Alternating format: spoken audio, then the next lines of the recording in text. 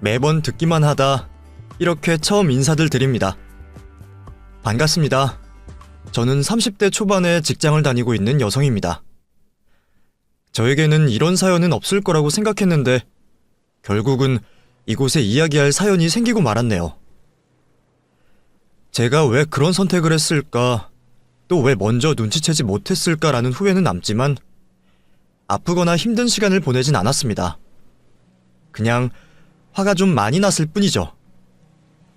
아직은 나이가 어려서 그런지 주변 사람들에게 솔직하게 말하면 흉이 될까 싶어서 참 많이 답답했어요. 그래서 이곳에다가 이야기를 해보면 조금은 풀리지 않을까 싶어서 사연을 보내게 되었고요. 하마터면 저뿐만이 아니라 저희 부모님까지 당할 뻔했던 이 황당한 이야기를 여러분들께 전달해드릴까 합니다. 그럼 시작해보겠습니다. 저는 평생토록 서울에서 살았는데 취업을 하고 나서 근무지가 지방으로 결정되며 처음으로 제가 살던 지역을 떠나 그곳에 정착을 하게 되었어요.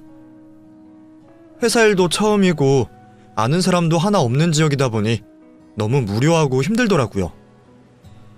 그때 저를 도와주는 같은 회사 남자 직원이 있었습니다. 그곳에서 나고 자란 남자는 대학생활 이후 다시 고향으로 돌아와 일을 하고 있던 사람이었죠. 그런 남자에게 첫 타향살이에 어쩔 줄 몰라 하는 제가 눈에 들어왔나 봅니다. 겨우 인사만 하는 사이였었는데 남자가 저를 도와주겠다며 먼저 다가왔어요. 그 남자 덕분에 적응을 제 생각보다 더 일찍 할 수 있었죠. 그런데 서로 알게 된 지 얼마 되지 않은 상황에서 남자가 저에게 호감을 표하더라고요. 그 마음이 부담스러웠던 저는 남자가 오해하지 않게 적응에 도움을 준 부분에만 감사의 표시를 하고 선을 그었죠. 그러다 저희 집에 도둑이 들게 되었는데 남자가 그 이야기를 전해 듣고는 그날부터 저를 에스코트 해주는 겁니다. 먼 타지 생활에 처음 겪어보는 도둑까지 마음이 줄어들 만큼 줄어들었던 저에게 남자의 행동은 안정감을 주었습니다. 그리고 자연스럽게 제 마음도 남자를 향하게 되었죠. 그 일 이후로 저희는 급속도로 관계가 진전이 되었어요. 그러다 제 생각보다 더 일찍이 남자친구의 어머님을 뵙게 되었죠. 저에게 처음부터 호감을 표시한 남자친구와 달리 어머님께서는 제가 도시 출신이라는 이유만으로 마음에 안 드시는 모습이었습니다. 같이 식사를 하게 되었는데 제가 익숙치 않은 음식과 모르는 재료들을 가지고 은근히 무시를 하시더라고요. 기분은 나빴지만 그래도 남자친구의 어머님이니 그날 이후로 제가 예의상 연락을 드리게 되었죠. 하지만 단 한 번도 답장이 오진 않더라고요. 큰 기대는 하지 않았기에 기분이 나쁘지는 않았습니다. 그 후로도 남자친구와는 애정전선에 문제없이 오랫동안 만나왔지만 어머님과는 가까워지지 못했습니다. 그러다 남자친구가 저희 집에 인사를 드리게 되었어요. 매번 저 혼자 집으로 올라갔었는데 휴무일을 맞아 남자친구와 같이 여행을 할 겸 서울로 올라가게 된 거죠. 그리고 남자친구도 부모님께 소개시켜드릴 겸 제 짐들도 챙길 겸 해서 저희 집으로 들리게 되었습니다. 그런데 남자친구가 저희 집을 보더니 엄청 놀라더라고요. 사실 저희 집이 좀 잘 사는 편이긴 했는데 제 입으로 말하기도 민망하고 결혼 이야기가 나오기 전이라 말을 안 하고 있었거든요. 미네야, 너희 집 이렇게 잘 살았어? 여기 비싼 동네잖아. 내가 아무리 촌놈이라고 하지만 여기 동네는 많이 들어봤지. 이 정도 크기에 집에 차도 여러 대고 솔직히 좀 놀랍기도 하고 서운하기도 하다. 내 입으로 말하기엔 민망해서 말 못한 거야. 오해하지 마. 그리고 내 재산도 아닌데 뭘. 나도 우리 집 재산에 대해선 잘 몰라. 남인 내가 봐도 대충은 짐작이 되는데? 우선 알겠어. 부모님께 인사 먼저 드리자. 기다리시겠다. 그렇게 저희 부모님과 인사를 나누고 식사를 한 뒤 2박 3일간 재미있는 여행을 마치고 돌아오게 되었어요. 그런데 여행을 마치고 돌아온 이후 갑자기 남자친구 어머님의 태도가 바뀌셨습니다.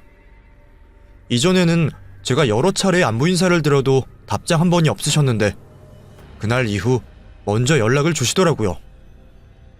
제 건강을 물어봐 주시는 거는 물론이고 가벼운 농담까지 하셨죠. 그뿐만이 아니라 혼자 지내면 끼니를 대충 챙긴다며 손수해오신 반찬들도 챙겨주시는 게 아니겠어요? 어머님, 여기까지 어쩐 일로? 우리 친구한테 물어보고 왔지. 타지에서 혼자 생활하는 네가 평소에도 신경이 계속 쓰였거든. 그래서 반찬들 좀 가지고 왔다. 너도 이제 느끼겠지만 사람들이 괜히 집밥 말하겠어? 우리 식이라 입에 맞을까 모르겠지만 혹시 간이 부족하거나 맛이 이상하면 알려다오. 내가 네 입맛에 맞춰서 내가 다시 음식을 해오마. 감사합니다. 근데 이렇게까지 안 해주셔도 돼요. 저희 엄마께서도 보내주시기도 하고 근처 시장에서도 잘 사먹고 있었어요. 아유, 그래도 사먹는 것보단 훨씬 낫지. 그리고 나중에 우리 친구랑 어떻게 되면 우리 집 반찬에 익숙해져야 할 텐데 미리 적응하는 것도 나쁘지 않고, 안 그러냐? 먹어보고 입맛에 맞으면 내가 친구 통해서 도시락도 싸다 줄 테니 말만 해라. 네가 여기 있는 동안은 내가 엄마라고 생각하고 편하게 대해. 알았지? 저를 생각해 주셔서 잘해 주시는 건 감사한데 솔직히 부담스럽더라고요. 그래서 저도 최대한 예의를 갖춰서 해주시는 것들에 대해 거절을 했죠. 하지만 그게 전부 미래의 며느리에게 해주는 거라며 더 부담스러운 말씀을 하시는 거예요. 갑자기 변한 어머님의 태도도 놀라운데 이에 한술 더 떠서 남자친구마저 태도가 변했습니다. 그전까지는 별로 하지 않던 결혼 이야기를 점점 저에게 많이 물어보더라고요. 근데 우리도 이제 슬슬 결혼에 관해서 준비하고 이야기 나눠야 하지 않을까? 갑자기? 며칠 전까지만 해도 결혼에 대해서 이야기한 적 없었잖아. 그리고 서로 즐길 게 너무 많아서 할 거 다 하고 결혼하자며. 그런데 요즘에 결혼한 사람들 보니까 서로 즐길 것들 다 즐기면서 지내는 것 같아서 오히려 부부끼리 같이 취미를 가지니까 시너지 효과도 있고 혼자 하기 뭐한 것들도 쉽게 마음먹고 도전할 수 있더라고. 그리고 무엇보다 민혜 너 같은 여자를 놓치기 싫으니까 그렇지. 사실 남자친구와 결혼까지 생각해본 적이 없어서 갑자기 꺼낸 그 말이 당황스러웠습니다. 모든 연애가 결혼으로 이어질 수 있는 거니까 천천히 생각하면 되겠지 싶었죠. 그런데 남자친구는 저와 생각이 달랐나 봐요. 그날 이후로 결혼 이야기를 적극적으로 밀어붙이더라고요. 제 반응이 시원치 않자 자신이 준비된 남자인 걸 보여주고 싶었는지 제가 물어보지도 않은 것들을 술술 말하기 시작했죠. 사실 너가 지금 당장 몸만 들고 시집을 와도 될 만큼 나는 준비가 되어 있거든. 우리 어머니가 펜션을 하시잖아. 너도 알다시피 여기가 여름 겨울에 찾아오는 외지인들이 좀 많냐? 성수기에는 방이 없어서 난리지. 성수기 몇 달 동안의 번 돈만 해도 어마어마하거든. 그래서 요즘 사람들처럼 집값 걱정은 안 해도 되니까 우리도 미래를 좀 더 일찍 그릴 수 있다는 거지. 거기에서 끝나는 게 아니었습니다. 남자친구가 그 말을 하고 나서 곧바로 어머님께서 저를 자신이 운영하시는 펜션으로 초대를 하셨어요. 다른 고깃집들 놔두고 굳이 그곳에서 바베큐 식사를 하자고 말이죠. 그렇게 찾아간 펜션은 솔직히 펜션이라는 말을 하기에 민망할 정도의 규모였습니다. 보여지는 모습 그대로 말하자면 민박집 정도의 외관이었어요. 거기다 관광객이 많이 찾는 바다와도 많이 떨어져 있어서 누가 여기까지 찾아와서 묵나 싶었죠. 어차피 저야 어머님께서 초대해주시고 고기나 얻어먹으러 온 거니 그런 것들에 크게 신경 쓰지 않으려고 했어요. 그런데 어머님께서 먼저 나서서 펜션 매출 이야기를 하시더라고요. 민혜, 너는 서울을 살아서 여기 분위기는 잘 모르겠다. 그치? 여기가 촌구석처럼 보이지만 제법 알부자들이 많아. 돈이 되니까 외지 사람도 펜션 하겠다고 건물도 여러 개 짓고, 처음에는 경쟁할 곳 많아져서 돈벌이가 안 되면 어떡하나 싶었는데 거기에서 비싸게 받으니까 우리도 더 올려받을 수가 있잖니. 여름에는 못해도 2억 가까이는 번다. 우리는 방이 많으니까. 아, 네. 나중에 우리 미네가 회사 다니기 싫으면 이 일을 물려받아서 해도 되지. 내가 또 근처에 슈퍼마켓도 하지 않니? 여기는 마트가 멀어서 다들 울며 겨자 먹기로 우리 가게에서 사게 되어 있어. 또 여행 와서는 시간이 금이니까 좀 비싸도 그냥 사지. 그래서 이것도 돈벌이가 꽤나 돼.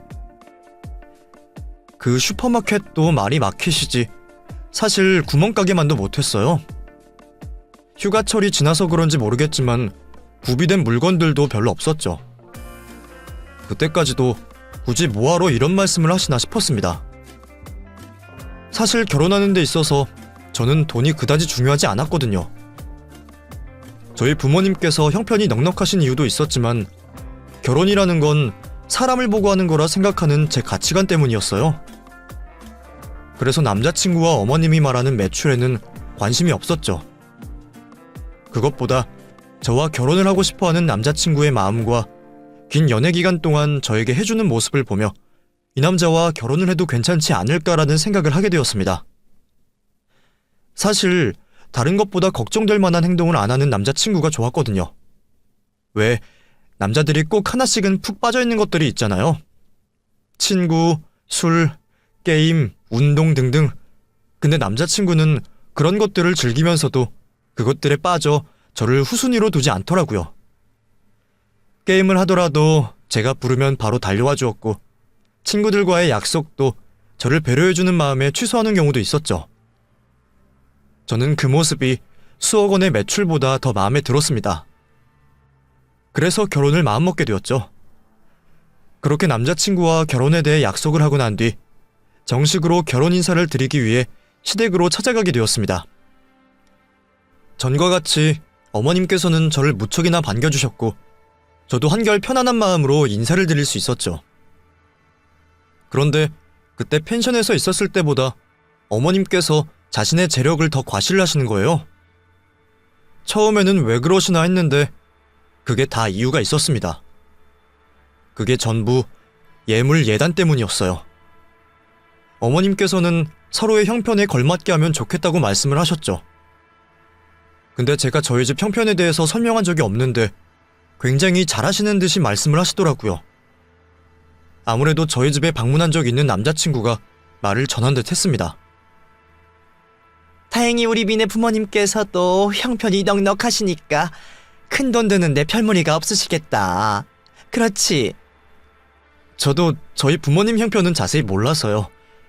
우선 말씀드려 보겠습니다. 겸손도 너무 과하면 안 되는 거야. 내가 대충 알아보니까 그 집만 해도 수십억은 되던데 거기다 부모님께서 쓰시는 차량도 여러 대라면서 이제 한 가족 한 식구가 될 사이인데 뭐 그런 것까지 숨기고 그러니. 그런 게 아니라 제가 정말 저희 집 재산을 잘 몰라서요.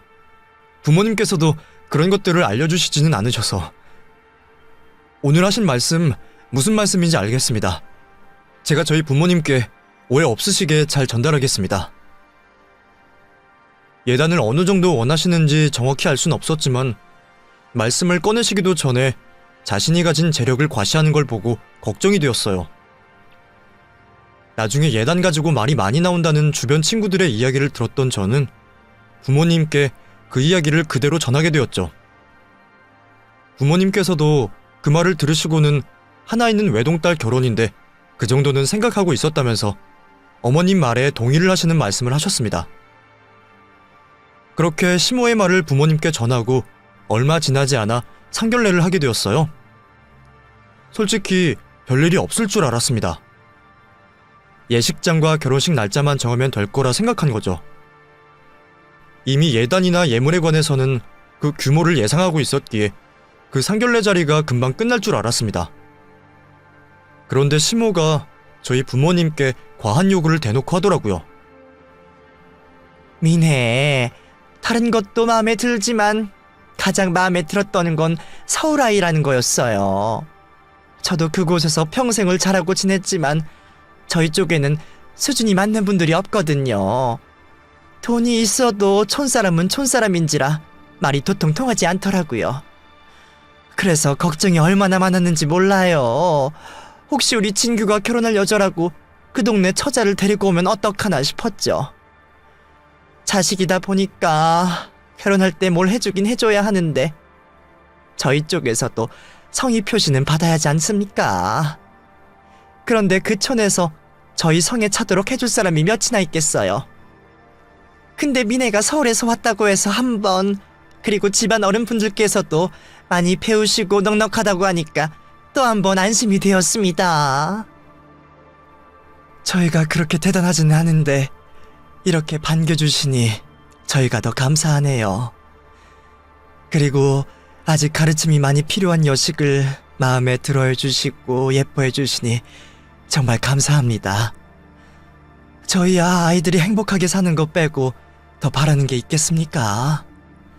그저 부모 품을 떠나서도 잘 사는 모습만 보여주면 그걸로 된 거죠. 그래서 저희는 딱히 바라는 게 없습니다. 예식장도 결혼식 날도 편하신 날로 알려주시면 그에 따라 준비하도록 하죠. 역시 수준이 있으셔서 그런지 대화가 잘 통하네요. 그 촌구석에 제대로 된 예식장이 있을 리도 만무하고 애들에게 한 번뿐인 결혼식인데 강남에서 해야죠. 날짜 같은 경우도 먼저 말씀해 주시면 제가 맞춰보겠습니다. 그리고 저희 쪽 사람들은 주말이라고 바쁜 분들도 별로 없으니까요. 그것보다 저 미네 통해서 이야기를 들으셨을 텐데 예물과 예단 말입니다. 그거에 대해서 좀 자세히 이야기 좀 나누고 싶은데요. 아, 그러시죠. 딸아이 통해서 이야기를 들어 대충은 생각해놨습니다만 어느 정도를 원하시는지요? 사실 저희 모두 아이들 이렇게 건강하고 올바르게 키워냈는데 그 정도 이야기를 못하겠습니까? 오히려 솔직하게 말씀해 주시니 저희 쪽에서 준비하기가 쉽겠네요. 어쩜 성격도 화끈하시고 얘기가 너무 쉽게 풀려서 좋네요. 사실 뭘 해드려야 할까 고민이 많았습니다. 없는 형편도 아니시고 제가 생각한 건 이미 가지고 계실까봐 무엇을 해야 할지 며칠 동안 생각했는지 몰라요. 그러다 생각이 났는데 가격도 가격이지만 이게 또 마음이지 않겠습니까? 그래서 우리 집안에서 가장 아끼는 걸 예물로 드리려고요. 값어치가 많이 나가는 건데 그에 맞춰주실 수 있으시겠어요? 어느 정도 물건이길래 그렇게 말씀하시는지 제가 되려 받아도 되는 물건인지 걱정이 되네요. 뭐 그래도 해주시는 정성에 맞춰서 해드려야죠. 맞춰드릴 테니 걱정 마시고 말씀해 주십시오. 저희 집안 대대로 갑옷처럼 내려오던 다이아 반지입니다. 원래는 크기가 더 컸는데 시대에 맞춰 세공을 하다 보니까 크기가 좀 줄어들기는 했죠. 하지만 지금도 값어치가 꽤나 나갑니다. 못해도 수억은 될 텐데 제가 사돈댁에 보내기 전에 다시 한번 확인해 보겠습니다. 물론 이것 말고도 다른 예물도 포함되겠지만 그런 것들 전부 다 얼마나 되겠습니까? 이 정도 가능하실지요? 솔직히 말씀드리면 저희가 생각한 것보다 더 귀한 선물이라 부담이 되긴 합니다만 사부인께서 저희 미네를 아끼시는 마음만큼 주시는 거니 거절할 수가 없겠네요. 그럼 저희가 맞춰서 예물을 하겠습니다. 이 정도면 예단 예물 이야기는 어느 정도 마무리가 된 것 같으니 애들 결혼 날짜로 넘어가도 될까요? 네, 알겠습니다. 저희 쪽에서는 미리 준비가 된 물건이니 정성스럽게 준비해서 보내드리도록 할게요. 그런 말씀처럼 결혼식 날에 대해 말씀 나누시죠. 예단으로 수억 원이라니 조금 과한 거 아닌가 싶었어요. 물론 제 주변 친구들을 보면 큰 예단 예물들이 오가면서 하는 결혼도 많이 보긴 했습니다. 하지만 그게 일반적이진 않잖아요. 형편이 넉넉하다고 잘 산다고 해서 그거에 맞춰서 예단 예물 비용을 하는 것도 아니니까요. 더군다나 요즘에는 점점 예단 예물을 줄여가고 있는 분위기인데 억 단위의 예물이라니 저도 그 말을 듣고 놀랐죠. 저와 마찬가지로 저희 부모님께서도 억소리 나는 시모의 말을 듣고는 조금 놀라신 듯 했어요. 그래도 하나뿐인 자식을 위해서 기꺼이 예물에 맞는 예단을 해주시겠다고 하셨죠. 근데 또 한편으로는 얼마나 진귀한 보석이길래 수억 원의 가치가 있는지 궁금했습니다. 태어나서 수억 원을 호가하는 다이아는 본 적이 없었으니까요. 그렇게 걱정 반 기대 반으로 어머님께서 보내주시는 예물을 기다리고 있었죠.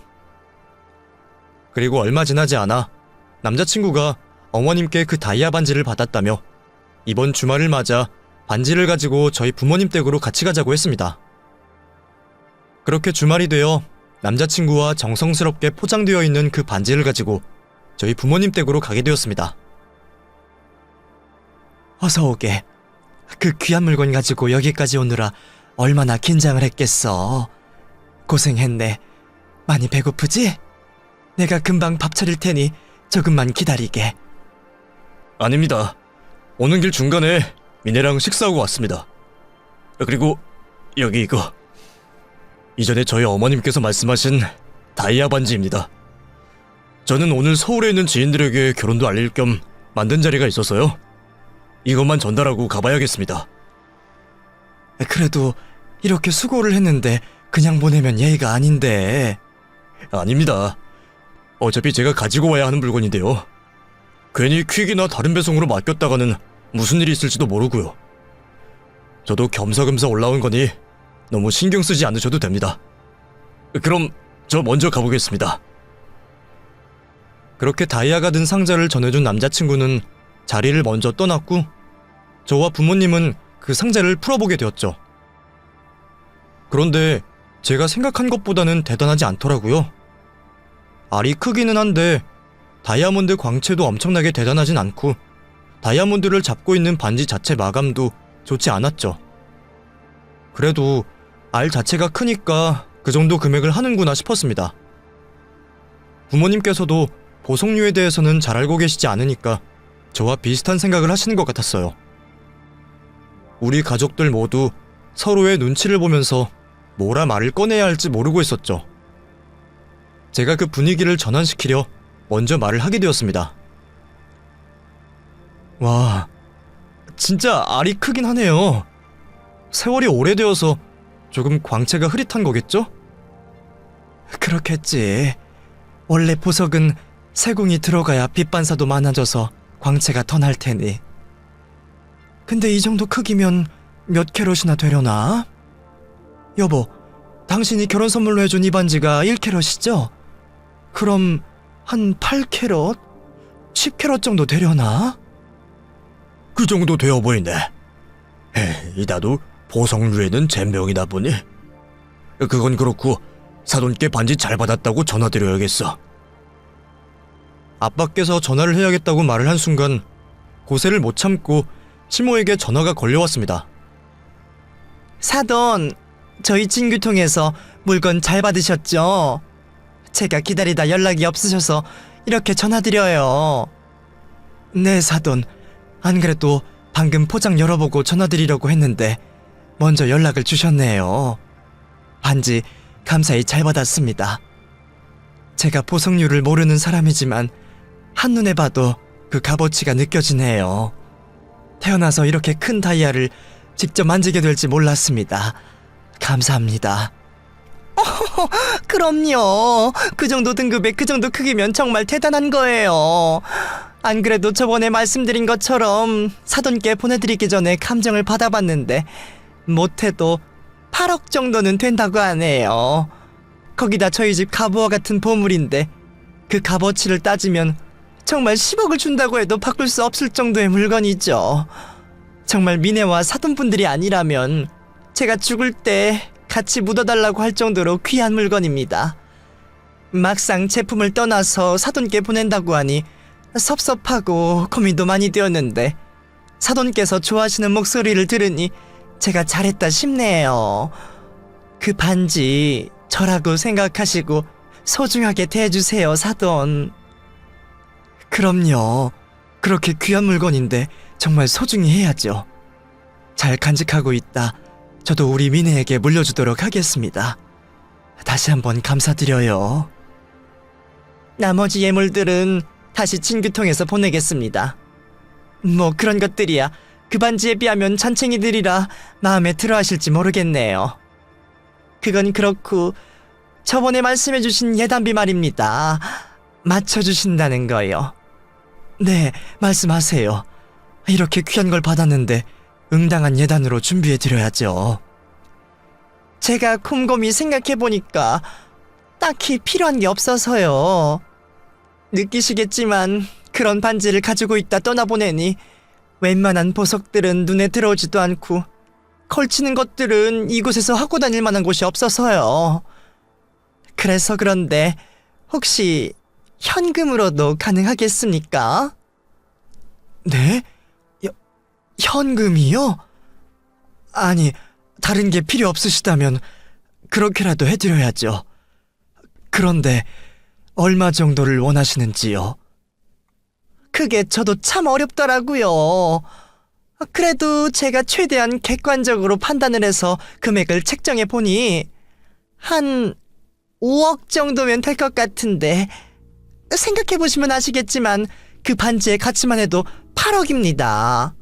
거기다 그 반지에 얽힌 스토리들만 풀어내면 저에게 그 값어치는 10억 이상의 가치가 있고요. 그리고 다들 하는 정도의 예물이긴 하지만 또 한 차례 더 예물들이 들어가지 않습니까? 그렇게 따지면 제가 조금 손해를 보는 거지만 아무래도 물건보다는 부담이 되는 현금이다 보니 그 정도 금액이면 충분할 것 같은데요. 당장 부담이 되신다면 애들 결혼 후에 주셔도 되고요. 얼마간은 제가 참고 기다릴 수 있을 것 같습니다. 어떻게 생각하세요? 저희가 생각지도 못한 말씀이라 조금 당황스럽긴 한데 뭐 어쨌거나 성의를 표시하시는 거니까요. 그리고 저희가 이전에도 맞춰드린다 누누이 말씀을 드렸는데 한 말은 지켜야죠. 그런데 말씀해주신 것처럼 바로 당장은 좀 힘들겠네요. 좀 뜻밖의 말씀이기도 하고 준비가 되어 있지 않아서요. 아유, 그럼요. 제가 그 정도 이해도 못할까봐요.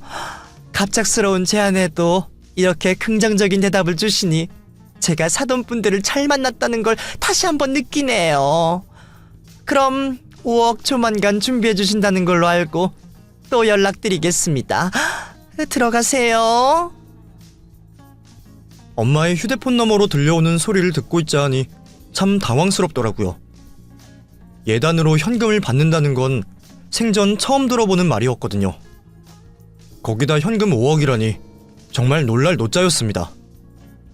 아무리 저희 부모님께서 경제적인 여유가 많다고 하더라도 그 돈을 현금으로 쉽게 구할 수 있나 싶더라고요. 괜스레 저희 부모님께 제가 죄송했습니다. 죄송해요. 저도 어머님께서 그렇게 황당한 요구를 할 줄 몰라서요. 제가 오빠에게 다시 한번 말씀드려보라고 해볼게요. 아니야. 저번에 말한 것도 있으니 이제 와서 말을 바꾸기도 뭐하지. 그리고 나중에 예단을 제대로 해줬니 못해줬니 하면서 말 나올 바에는 아쉽지 않게 해주는 게 낫다. 너는 아빠 엄마 너무 신경 쓰지 말고 앞으로 네 결혼식이나 잘 준비해라. 그래도 제 생각은 너무하다 싶었습니다. 그 가격에 걸맞는 보석이나 명품류라면 준비하시기 좀 나을 텐데 현금 5억이라니 그걸 또 어떻게 옮기고 전달해야 할지 막막하더라고요. 부모님께서는 제 생각을 하셔서 신경을 쓰지 말라 하셨지만 제 입장에서는 그럴 수가 없었습니다. 남자친구에게 이야기라도 꺼내보려고 했죠. 그런데 어머님만큼이나 남자친구도 난리더라고요. 미네야, 너도 아버님 어머님과 같이 그 반지 봤어? 어때? 엄청 좋지? 나는 보석류를 잘 모르니까. 근데 다이아가 크기만 하다고 좋은 거야? 뭐 투명도나 색상도 중요한 거 아니야? 왜? 그게 별로 안 좋아 보여? 야, 그거 보증서도 있는 제품이야. 그 옛날에 우리 할머니께서 한창 돈놀이로 잘 버실 때 일본에서 구매하신 제품이라고. 엄마랑 내가 요 며칠 전에 감정까지 받고 왔는데 무슨 소리를 하는 거야? 아니, 나는 잘 모르니까 그냥 물어본 거지. 야, 그거 진짜 비싼 다이아몬드야. 다이아몬드도 다 똑같은 게 아니라니까. 진짜 초상급이라고. 솔직히 그런 물건 가지고 있는 사람이 몇이나 되겠냐? 엄마가 자기 목숨처럼 아끼는 걸 주는 건데 너 진짜 우리 집에 잘해야 돼. 보석 자체가 보물이긴 하지만 우리 가족에게는 정말 귀한 보물이라고. 알았지? 결국 제가 말하려고 했던 이야기는 꺼내지도 못하고 그 반지에 대한 이야기만 차를 타고 가는 내내 들어야 했습니다. 그렇게 두 모자가 계속해서 값어치가 있는 반지라고 하고 저희 부모님께서도 마음을 정하신 것 같아 더는 말을 꺼내지 않았어요. 정말 부모님 말씀처럼 잘 사는 모습을 보여주는 게 더 나은 효도이다 싶어서 마음가짐을 다시 하며 결혼 준비에 최선을 다했죠. 그런데 그 일이 터지고 말았습니다. 예물로 받은 그 다이아 반지를 결혼식 날 끼고 싶으셨던 엄마가 세팅이라도 다시 해보려고 세공점에 가게 된 거예요. 그런데 그곳에서 그 다이아가 가짜라고 하는 겁니다. 등급이 낮은 것도 아니라 가짜라고 말이죠. 저희 엄마가 그러실 분이 아닌데 놀라셔서 제가 업무를 하는 중에 전화를 하시더라고요. 엄마, 무슨 일인데 지금 전화를 다 해? 미네야, 이 다이아 반지 가짜라고 하신다. 내가 지금 세공점에 와 있거든. 근데 이게 다이아몬드가 아니라 모이사 뭐라고 하시네? 혹시 이분께서 잘못하시나 싶어서 다른 감정사께서도 봐주셨는데 다이아몬드가 아니래. 혹시 사돈께 전화해서 반지가 바뀐 게 아닌가 한번 물어봐라. 아니면 감정받는 곳에서 바꿔치기 했을 수도 있지 않니? 정신이 번쩍 들더라고요. 도대체 무슨 일이 벌어지고 있는 건가 싶었습니다. 우선 남자친구를 불러내어 물어보게 되었어요. 오빠, 그 다이아 반지 평가받으러 갔을 때 어머님과 같이 갔다면서. 그때 옆에 계속 있었어? 뭐가? 그니까 그 감정사가 다이아 반지 보고 있을 때 계속 옆에서 눈 떼지 않고 있었냐고. 당연하지. 나랑 엄마가 옆에 꼭 붙어서 보고 있었어. 어차피 그 평가하는 게 그렇게 오래 걸리는 게 아니거든. 근데 왜? 무슨 일이 있어?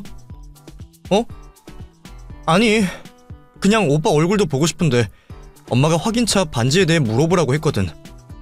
근데 내가 계속 까먹어서 생각이 난 김에 물어보는 거야. 근데 그 반지 오빠 몇 살 때부터 봤어? 왜 계속 그런 걸 물어봐? 한 7살? 6살? 하여튼 어릴 때부터 봤지.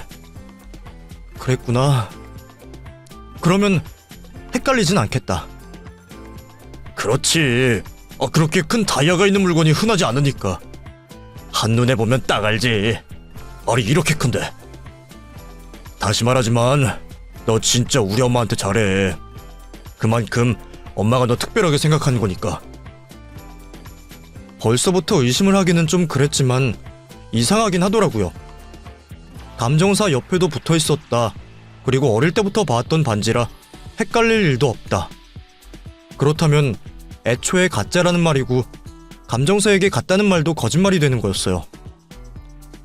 그렇다면 현금 5억은 도대체 어떻게 계산해서 나온 예단값인지 의심이 되기 시작하더라고요. 놀란 마음을 가진 채 일이 끝나자마자 시모를 찾아가게 되었죠. 어쩐 일로 연락도 없이 왔어? 예단 관련해서 말하려고 온 거야? 저기 어머님, 그 다이아 반지 말이에요. 저희 엄마께서 반지 세팅을 바꾸려고 세공하는 곳에 찾아가셨는데 그곳에서 그 반지가 가짜라는 말을 듣게 되셨어요. 최상급 다이아몬드가 아니라 모이사나이트라고 하더라고요. 혹시 어머님께서 그 반지를 감정받으신 날 바꿔치기를 당했나 싶어서 오빠에게 물어보니 그 감정사 옆에 붙어서 끝까지 보고 있었다고 하고요. 그리고 반지가 바뀌지도 않았다고 했고요. 그렇다면 처음부터 모이사나이트였다는 건데 그러면 감정받으신 곳에서 가짜라고 말해줘야 하는 게 아닌가 해서요. 그럴 리가 없는데 너희 어머님께서 이상한 곳에 가서 그런 것 같구나. 아무데나 가면 안 돼. 이쪽에 내가 잘하는 곳이 있으니까 여기로 오셔서 나랑 같이 가서 감정받는 걸로 하자. 아니에요. 거기 세공도 하시고 감정도 하시는 곳이에요. 혹시 그분께서 잘못 판단하셨나 싶어서 옆에 있는 다른 분께 확인을 부탁했는데 마찬가지였어요. 어머님, 도대체 8억이라는 감정가가 어떻게 나온 거예요? 뭐?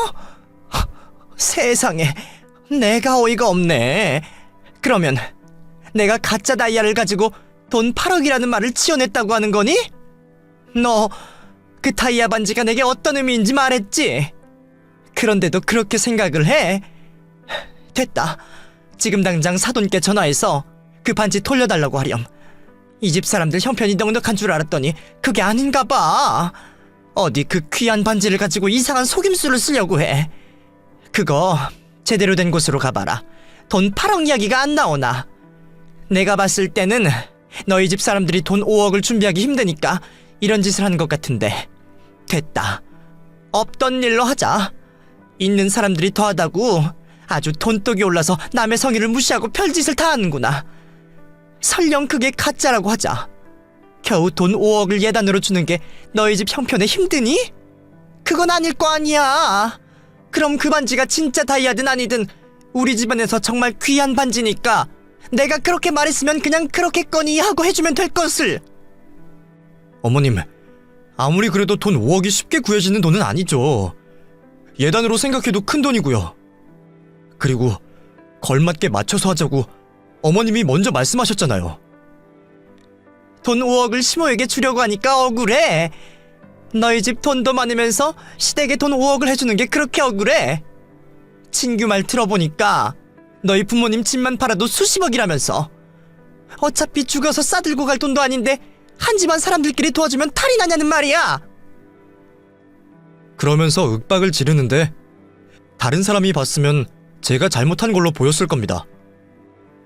덩치도 큰 시모가 소리를 지르며 윽박을 지르니 제가 더 말을 할 수가 없었고 겨우 그 집을 탈출해 나오는 것을 다행이라 생각했어야 했죠. 시모가 말을 하는 거 보니 돈 많은 집의 외동딸인 저를 데려다가 저희 집을 호구로 만들려고 하는 것 같더라고요. 너무 괘씸했습니다. 이거는 사기나 마찬가지잖아요.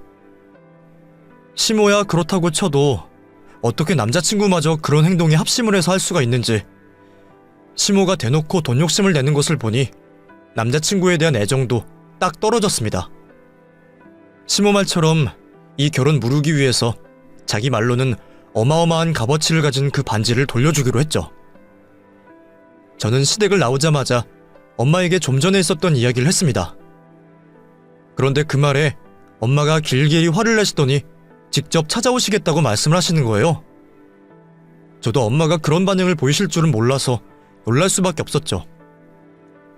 그렇게 엄마는 제 전화를 끊자마자 이쪽으로 찾아오셨고 당장 시모를 만나러 가자고 말씀을 하셨습니다.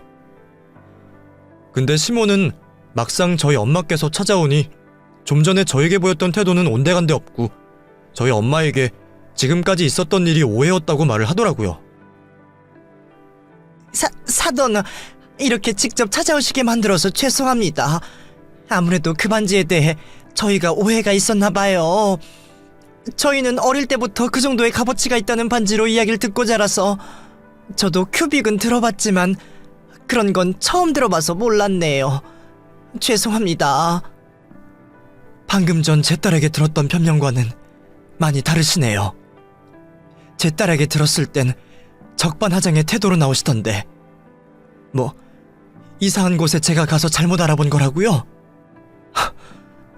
제가 얼마나 얼굴이 화끈거렸는지 아세요? 사돈이라는 사람이 집안에 가보라고 하고 방금 전에 감정을 끝냈다고 하는 보석을 제가 가짜라고 생각이나 하겠습니까? 제가 가짜일 리가 없다고 하도 오래된 물건이라 그럴 거라며 몇 번이고 부탁을 하니까 오히려 저를 이상한 사람 취급하더군요. 제가 태어나서 남에게 아쉬운 소리, 얼굴 부끄러워지는 소리 단 한 번도 하지 않고 지냈습니다. 그래서 그쪽 집안에서 예물을 맞춰달라, 현금 5억을 달라 해도 해주겠다고 한 거예요. 그런데 사람을 기만해도 정도가 있지 사돈 될 사람을 그렇게 기만해요? 그래, 당장 그쪽이 말한 감정사한테 가봅시다.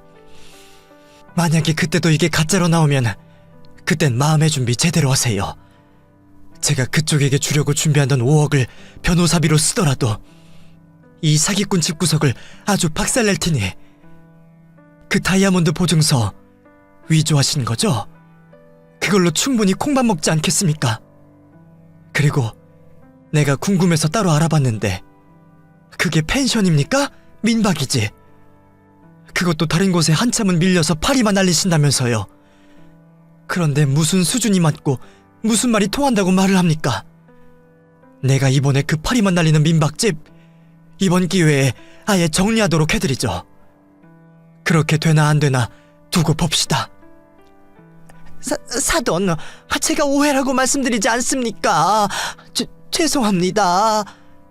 오해요? 끝까지 인정 안 하실 거예요? 아니요, 인정하죠. 인정해요. 제가 사정이 여의치 않다 보니 도움을 구하려고 했던 게 이런 짓까지 이어지게 되었네요. 정말 죄송합니다. 노여움 푸시고 이번에는 제가 능력이 되는 대로 준비하겠습니다. 제가 이렇게 두 손 모아 싹싹 빌 테니 제발 화 좀 푸세요. 뒤늦게 도착한 남자친구도 오자마자 상황을 인지하고 시모와 함께 손이 발휘되도록 빌었습니다. 그런데 그쪽에서는 이 사단이 났는데도 불구하고 이 결혼을 하고 싶어 했어요. 근데 그게 말이나 되나요? 그런 사기꾼 집안과는 엮여서는 안 되었습니다. 엄마도 저도 파혼을 한다고 했죠.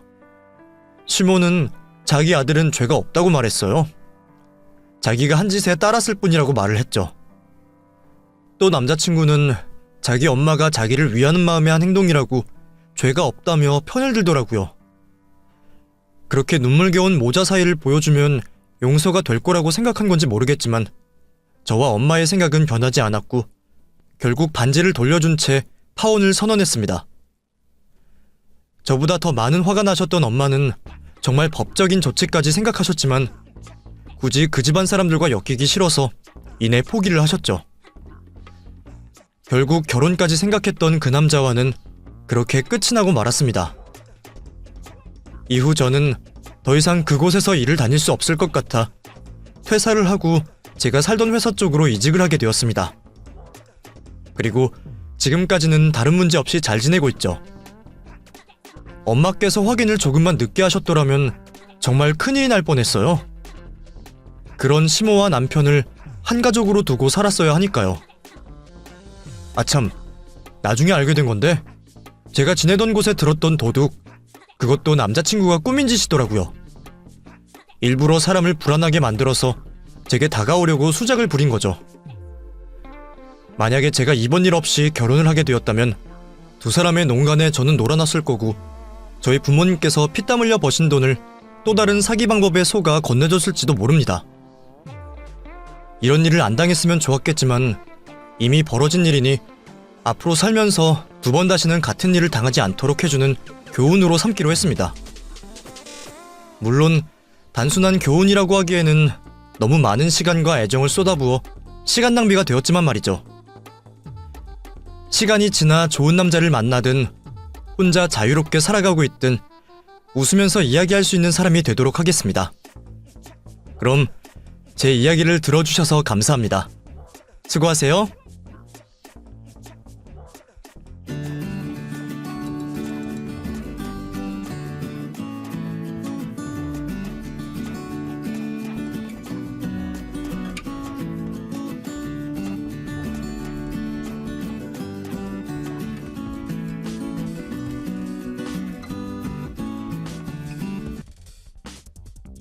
안녕하세요.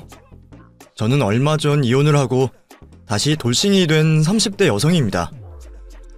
아이까지 있는 제가 생각지도 못한 이혼을 하고 이렇게 사연까지 보내게 될 줄은 몰랐지만 저도 별의별 일들을 다 겪다 보니 사람 일이라는 게 한 치 앞도 모르는 일이다 싶습니다. 그래도 저는 저의 선택에 후회는 없어요. 오히려 이제라도 이혼을 하게 되어 다행일 정도이죠. 아마 저를 도와주었던 그 귀인이 아니었다면 저는 지금도 아무것도 모르고 결혼 생활을 하고 있었을지도 모릅니다.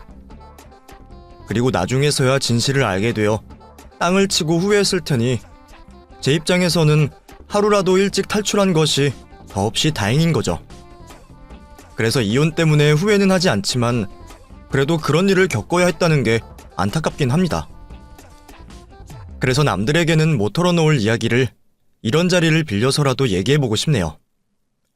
그럼 제가 겪었던 저의 결혼 생활과 이혼까지의 사연을 여러분께 전해드리겠습니다. 이혼까지 한 마당에 옛 추억을 떠올리는 것이 달갑진 않지만 저와 남편은 꽤 오래 만난 사이였습니다. 연애 때만 해도 우리가 잘 맞았는지 저희 커플은 대학 시절부터 만나서 결혼까지 10년도 넘게 붙어 지내던 사이였어요. 동창들도 알고 주변 사람들에게는 오래 만난 저희 커플이 유명했었죠. 저도 지금에서야 속았다는 걸 알지만 그때 남편은 참 괜찮은 사람 같았어요. 외형이나 성격도 마음에 들었지만 철없는 또래 아이들과 달리 늘 진중하고 성실하고 다른 남자들에 비해 책임감 있는 모습이 좋았었죠. 다른 애들은 나 몰라라 하는 일에서도 끝까지 책임지고 해결하려는 모습이 멋있었습니다. 물론 그런 성격 때문인지 요즘 남자들처럼 다정하고 애교 있는 스타일은 아니었지만 저는 오히려 그런 남편의 묵직한 성격이 더 마음에 들었어요. 가볍고 허허실실한 사람보다는 진정성 있는 게 좋을 거라 생각했고 이런 남자라면 결혼을 해서도 가족을 끝까지 책임질 거라고 생각했어요. 누가 뭐래도 결혼은 신중해야 하는 일이기에 당시에 저로서는 신중을 기해 그런 남편을 선택했던 거죠. 그렇게 저는 남편과 만나며 점점 진지한 관계로 발전되기를 바랐습니다. 저희는 대학을 졸업하고 취업을 해서도 여전히 연인으로 잘 만나왔어요.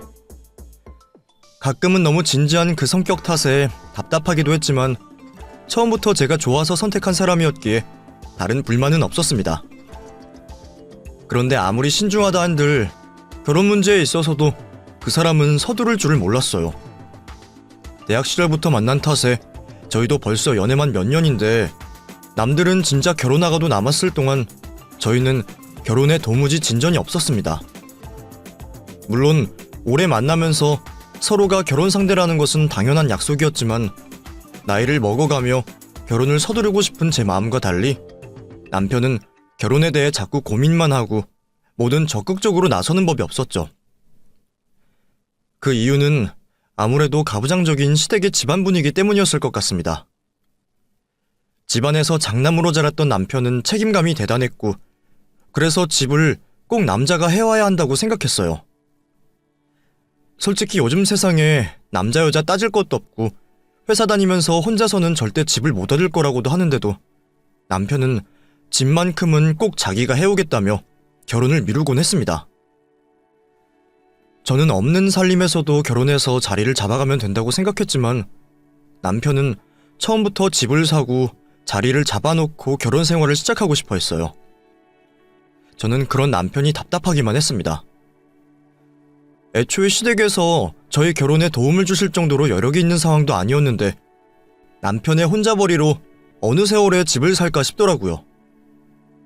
그렇다고 헤어질 생각은 없었습니다. 그때는 남편도 저를 고생시키기 싫어서 그렇게 무리하는 거라 생각했고 남편의 마음을 저에 대한 애정이라 이해했기에 그런 남편을 기다리는 수밖에 없었죠. 저희 집에서도 오래 연애를 했던 저희 관계를 걱정하시며 언제 결혼을 하려는지 궁금해하셨지만 저는 남편을 믿으면서 계속 기다리는 수밖에 없었어요. 그렇게 어쩔 수 없이 결혼을 기다리던 중 생각지도 못한 소식이 들렸습니다. 바로 남편의 여동생이 혼전 임신을 하여 결혼을 하게 되었다는 소식이었죠. 선영아, 놀라지 말고 들어. 은영이가 임신을 했대. 이미 어른들끼리는 대충 얘기가 끝난 것 같은데 상황이 상황이니만큼 결혼을 서두르실 건가 봐. 너한테 말하기도 민망했는데 그래도 나중에 식구들 사이인데 말은 해야지 싶어서. 예상치 못한 소식에 시댁 식구들은 깜짝 놀랐고 남편도 당황스러웠는지 저도 처음 보는 표정이었어요. 저도 뭐라 해야 할지 모르게 당황할 수밖에 없었죠. 아직 식구가 아닌지라 제가 참견할 일은 아니었지만 그럼 우리 결혼은 어떻게 되는 건지 걱정스러웠어요. 신우이가 만나던 남자친구가 있는 줄은 알았지만 저의 결혼이 우선이라 생각했기에 순서가 그렇게 될 줄은 몰랐네요. 하지만 당장 임신을 했으니 결혼을 미룰 수도 없었고 결국 신우이는 혼전 임신으로 저희보다 먼저 결혼을 하게 되었습니다. 어쩔 수 없이 신우이를 결혼시키셨지만 시댁에서는 그 일을 달가워하지 않으셨어요. 집안이 가부장적이고 시부모님이 옛날 분들이셔서 그런지 애초에 장남인 오빠를 두고 여동생이 먼저 개혼을 하게 된 상황도 못마땅한 마당에 여자가 조신하지 않게 사고를 쳐서 결혼을 했다며 동네 보기 창피하다고까지 하셨습니다. 저는 그게 그렇게까지 말씀하실 일인가 싶었습니다. 아무리 그래도 자식이고 가족인데 누구 하나 신우이를 다독여주는 사람이 없었어요. 그리고 그날 이후로 신우이는 시댁에서 내놓은 자식 취급을 받으며 다들 신우이를 차갑게 대했죠. 그렇게 신우이가 먼저 결혼을 하게 되고 저희의 결혼은 더 늦어질 뻔했습니다. 그런 시댁 사정을 저희 부모님도 알게 되셨고 제 결혼을 기다리시던 부모님은 그 일을 아시고 기어이 말씀을 하셨습니다. 재영이 동생도 결혼한 마당에 니들 결혼은 언제까지 미루려고 그러니? 그냥 이참에 너희들도 결혼하겠다고 해라. 대체 얼마나 기다려야 성이 풀리신다니? 책임감 느끼는 것도 좋지만 상대방 입장 생각도 좀 해주셔야지.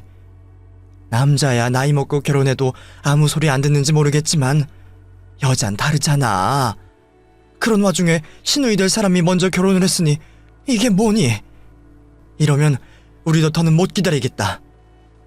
그러니까 너도 재영이랑 잘 상의해서 얼른 서로 집안에 인사드리고 결혼 준비하기로 해.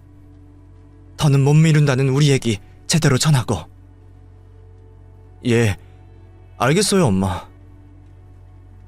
제 나이도 다 찼고 더는 기다릴 수 없겠다는 우리 부모님 때문에 저희도 결국 결혼을 서두르게 되었습니다. 서두른다고 하기에는 너무 오래 기다린 상황이었기에 남편 쪽에서도 할 말이 없으신지 더 이상 미루지 못하고 결혼을 하게 되었죠. 이미 반쯤은 결정되었던 결혼이었기에 별다른 문제 없이 결혼을 할 수 있었어요. 없는 살림 생각해서 어떻게든 맞춰서 결혼을 했고 우여곡절 끝에 이루어진 결혼이었지만 그래도 저는 행복했습니다. 남편과는 이미 알 만큼 아는 사이였기에 이제 와서 더 싸울 일도 없었고 오래 기다려서 한 결혼이라 그런지 좋은 것만 보였어요. 그렇게 결혼하고 몇 년 동안은 행복한 신혼도 즐기고 늦은 결혼에 서둘러 임신도 하며 드디어 제 가족을 꾸리고 행복한 결혼 생활을 즐길 수 있었죠. 일찍 얻은 아이는 걱정 없이 커주고 부부 사이에 별다른 문제도 없어 생각보다 걱정할 만한 일은 별로 없었습니다. 이럴 거면 더 일찍 결혼했으면 좋았겠다라는 생각뿐이었죠. 다만 가부장적인 시댁 분위기에 힘든 일들은 있을 수밖에 없었습니다. 솔직히 그때는 시댁 분위기가 그리 가부장적이라고 생각하지도 않았어요. 저도 그 집 분위기를 아주 모르고 있었던 것도 아니고 그냥 시부모님이 옛날 분들이셔서 조금 답답한 면이 있다고 생각했지 나쁘게는 생각하지 않았습니다. 하지만 며느리 노릇은 생각보다 쉽지 않았어요. 남편이 워낙 듬직한 장남 노릇을 했기에 저는 결혼 후에도 그런 남편을 따라서 듬직한 며느리가 되어야 했습니다. 제가 좋아서 한 결혼이었지만 갑자기 엄마가 되고 아내가 되고 며느리가 되려니 할 일이 너무 많았어요. 맞벌이하면서 아이 키우느라 정신없는 와중에도 한 달에 한 번꼴로 있는 시댁 행사와 시부모님 일을 늘 앞장서서 챙겨야 했었죠. 덕분에 몸이 2개라도 부족했지만 저는 시댁살이가 아무리 고단해도 집에는 잘하던 남편 때문에 버틸만 했습니다. 제가 연애 시절부터 예상했던 것처럼 남편은 책임감이 강하고 가족들을 깊이 생각하는 사람이었고 그래서 결혼 이후에도 자기 처자식 일에 물불 안 가리고 뛰어드는 사람이었습니다. 친구들과 어울리거나 쓸데없는 취미생활도 하지도 않고 퇴근하고 돌아오면 아이와 놀아주고 저희 식구들에게 신경을 쏟았죠. 집에는 워낙 잘하던 남편이었기에 저는 그런 남편에게 느끼는 고마움 때문에라도 시댁에 잘할 수밖에 없었어요. 그러던 어느 날이었습니다. 남편이 잔뜩 화가 나서 집으로 들어오더라고요. 그러더니 저에게 사진 한 장을 건넸죠. 그곳에는 신우가 웬 남자와 함께 숙박업소로 들어가는 듯한 장면이 찍혀 있었어요. 그리고 그 남자는 제가 신우 일자리를 알선해주려 소개시켜준 제 동창생 창석이었죠. 은영이 이거 아주 미쳤네. 지 남편의 애까지 딸린 여자가 사진까지 찍힐 만큼 대놓고 바람을 펴? 그것도 우리 집안 분위기를 알고 있으면서도. 여보, 이 사진은 누가 줬어? 준 사람에게 확인은 해본 거야? 몰라. 익명으로 그 사진들만 딸랑 우편함에 있었어. 그럼 아직 아가씨가 바람을 피웠는지 아닌진 모르는 거잖아. 뭘 몰라. 당신 눈에는 저게 매제로 보여 아니면 나로 보여? 물어보고 할 게 뭐가 있어. 그년이 이제 바람까지 피는 거지. 아휴, 진짜 우리 집에 골칫덩어리 저걸 진작에 버렸어야 했는데. 당신 전화해서 당장 은영이에게 아버지 댁으로 오라고 해. 그래도 먼저 사실 확인하고 아버님께 말해야지. 들어보고 혼을 내도 늦지 않고. 뭘 늦지 않아. 이건 집안일이니까 나랑 아버지가 알아서 해. 당신도 아버지 댁 같이 갈 거니까 얼른 옷 입고. 그리고 빨리 은영이에게 전화해. 제 동창생과 관련된 일이니 제 입장에서는 양쪽에다가 확인을 하고 싶었는데 남편은 이미 모든 일을 다 알고 있다는 듯이 일을 급하게 처리하려고 하더라고요. 우선 신우이에게 연락을 하게 되었죠. 아가씨, 나예요. 다름이 아니라 오빠가 아버님 댁으로 빨리 오라고 해서요. 근데 오빠가 많이 화났어요. 웬 사진 한 장이 오빠 앞으로 왔는데 아가씨가 창석이랑 모텔에 들어가는 사진이에요. 이거 정말이에요? 아가씨가 창석이랑 그렇고 그런 사이인 게 맞아요? 언니, 그게 무슨 말이에요? 제가 창석 씨랑 그런 관계라니요. 절대 그럴 일 없죠. 저 그런 적 한 번도 없어요. 아예 창석 씨를 남자로 생각해 본 적도 없다고요. 근데 오빠는 그게 아니에요. 지금 아가씨가 바람을 핀 거라며 화가 잔뜩 났다고요. 내가 시간을 끌어볼 테니까 아버님 댁에 오기 전에 해명할 수 있는 것들 좀 생각해서 와요. 알겠죠? 당신 뭐해? 지금 은영이한테 전화하는 거야? 그놈의 기집애 어디 도망갈 생각하지 말고 당장 집으로 튀어오라고 그래. 그리고 허튼 수작 부리려고 하다가는 아주 작살난다고 전하고. 그렇게 신우이와 통화를 마치고 저는 남편에게 끌려가듯 시댁에 가게 되었습니다. 도착을 했으면 그냥 당사자가 올 때까지 가만히 있기라도 하지. 남편은 갑자기 집으로 찾아온 아들에게 궁금해하는 아버님과 어머님께 자신의 생각을 마치 사실인 것처럼 말하고 있었어요. 아버지, 은영이 얘가 또 사고를 쳤어요. 진짜 이번엔 저번에 혼전 임신한 것처럼 대충 넘길 수 있는 문제도 아니에요. 왜? 도대체 뭔데 이렇게 난리를 치냐? 이 사진 좀 보세요. 저도 방금 막 확인하고 가지고 온 건데 누가 이걸 저희 집 우체통에 넣어놨더라고요. 은영이 걔 웬 남자놈이랑 바람을 피고 있었어요. 뭐? 그게 사실이냐? 이것 보세요. 사진도 찍혀있는데 오해라고 할 것도 없죠. 왜 하필 많고 많은 집들 중에 이런 애가 우리 집안에 태어나서. 어휴. 남편이 아버님께 신우이가 바람을 폈다며 몰아가고 있을 때 신우가 집으로 들어왔습니다. 어디라고 두 발로 이 집에 들어와? 너, 네 오빠가 건네준 사진은 뭐냐? 평소 어떻게 하고 다니길래 이런 사진들이 돌아다녀? 정말 네 남편이랑 네 새끼 버리고 바람 핀 거야? 아버지, 오해예요. 누가 그런 사진을 찍었는지 모르겠지만 저 정말 결백해요. 거기 사진에 있는 남자분 저희 회사 사람이에요. 이상한 관계가 아니라고요. 언니가 소개시켜준 사람이라서 연락처도 있을 테니 전화해서 한번 확인해보세요. 야, 정은영, 너 거짓말 할래? 이게 잘못을 했으면 무릎 꿇고 석고대죄를 해도 모자를 파네. 거짓말을 해. 너 내가 혼전 임신했을 때부터 알아봤어. 아니, 20살 넘었다고 까불 때부터 알아봤다고. 아버지, 얘 이야기 들을 필요도 없어요. 여기 증거물이 떡하니 있는데 뭘 더 묻고 물어요. 그리고 불륜한 놈년들이 인정하는 거 봤어요? 목에 칼이 들어와도 아니라고 하죠. 이거 아주 집안의 수치라니까요. 이런 게 저희 집에 있어봤자 계속 문제만 일으키지 도움되는 건 하나도 없다고요. 그냥 이 기회에 정리해버리자고요. 조용히 해봐. 은영이, 너 이번 일에 대해서 할 말 없냐? 아버지, 저 진짜 억울해요. 저에게 시간만 좀 더 주시면 어떻게 된 일인지, 누가 억하심정으로 보낸 사진인지 확인해 볼게요. 근데 진짜 저 사람이랑 사적인 만남을 한 적이 없어요.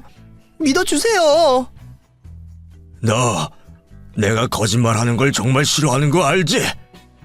그런데도 잘못했다는 말 한 번을 안 해? 너 다 커서 매 맞기 싫으면 마지막으로 묻는 말에 솔직하게 대답해라. 몇 번이나 이 남자 만났어? 최서방네는 이 일을 알고 있어? 아버지, 정말 아니라니까요? 아버님, 우선 아가씨 말처럼 시간을 주시죠. 아가씨가 도망갈 사람도 아니고 자기가 직접 해명을 하겠다고 하는데 기다렸다가 혼을 내셔서 문제 없잖아요. 당신 조용 안 해? 여자라고 같은 편 드는 거야? 당신이 그 남자 소개시켜줬다면서. 그러면 당신에게도 책임이 있는 거 몰라? 그 말에 저도 다른 말을 할 수가 없더라고요. 두 사람은 신우를 쥐잡듯이 잡았고 끝까지 잘못을 했다 인정을 하지 않는 신우를 보고는 집안에서 나가라며 연을 끊을 거라고 했습니다. 정말 너무하다 싶더라고요. 그 뒤로 제가 개인적으로 신우에게 몇 번 연락을 하게 되었는데 그것마저 남편에게 들켜버리면서 더는 연락을 할 수가 없게 되었습니다. 사실 저도 눈치를 집안에서 꽤나 봐야 했거든요. 제가 동창생을 신우에게 소개시켜 주었다는 이유만으로 시댁 가족들은 제 탓을 했고 저도 한동안은 죄 지은 사람처럼 지내야 했습니다. 하지만 그 일들도 시간이 지나감에 따라 없었던 일들처럼 기억에서 지워져 갔고 가족 모두 평범하고 안정적인 생활을 보내고 있었습니다. 특히 저는 물질적으로 모자람이 없어 다른 걱정 없는 행복한 시간을 보내고 있었죠. 아이를 위해서, 그리고 저와 남편을 위해서라면 큰 돈이 들더라도 걱정 없이 사용할 수 있었어요. 이 모든 게 가족들을 위해 열심히 살아주고 있는 남편 덕분이었죠. 원래부터 책임감이 강했던 남편은 결혼을 하고 시간이 지날수록 저와 아이에게 더 좋은 환경을 주고 싶어 했습니다. 그래서 자기가 자는 시간을 쪼개 업무에 도움이 되는 공부를 했고 남들이 꺼려하는 출장들도 여러 번 먼저 나서서 다니며 가족들에게 조금이라도 더 해주려고 했어요. 물론 그런 노력의 시간들 때문에 남편과 많은 시간을 보낼 수 없었죠. 그렇다고 일에만 매달려 있는 사람은 또 아니었습니다. 긴 출장을 다녀와서는 꼭 아이와 많은 시간을 보내주었고 같이 있어주지 못한 미안함을 표현하기도 했어요. 아주 잠깐이지만 우리와 같이 있어주려고 했죠. 외근을 하다 집 근처에 들릴 일이 있으면 한 송이 꽃과 아이의 선물을 가지고 와서 우리와 짧은 시간을 보내주었습니다. 그리고 자신의 빈 시간을 채워주려 물질적으로는 절대 아낌없이 우리들에게 지원을 해주었죠. 그게 남편 입장에서는 미안함을 표현하는 방법 중 하나였어요. 그 일이 벌어진 그날도 남편은 가족들을 위해 회사 출장을 자진해서 나가 있었습니다. 다른 날들과 마찬가지였던 그 평범한 날을 깨뜨린 건 한 통의 인터폰이었죠.